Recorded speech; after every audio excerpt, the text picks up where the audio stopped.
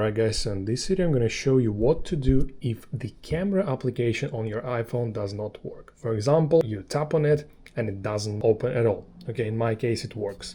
Or sometimes it opens but the screen is completely black. Well, in my case it's only black because it lies on the table. Okay, so in my case it works, but if in your case it does not and you tried absolutely everything to fix it and it doesn't work, well, there is one more solution that will guaranteed fix your camera and all the related issues as well, and this is resetting all of your settings. Okay, so I want you to close your camera. Now I want you to find the settings app on your iPhone. We tap on it once. Now here I want you to slightly scroll down until you find this general tab. You want to tap on it once just as well, and here I want you to scroll all the way down until you find this transfer or reset iPhone tab.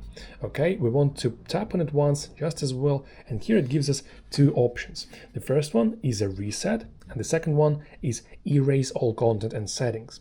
You don't want to do the second one because it will erase your photos and applications and all the things that are stored on your iPhone. So we want to press reset. Okay, tap on it once and it gives us lots and lots of options, which includes the resetting of all settings.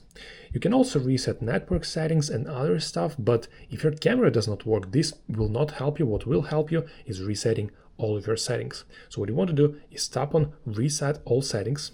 Now here it will ask you to enter your passcode. Well, make sure you understand that once you enter your passcode, the resetting will begin and there will be no chance for you to cancel this process, to get your settings back.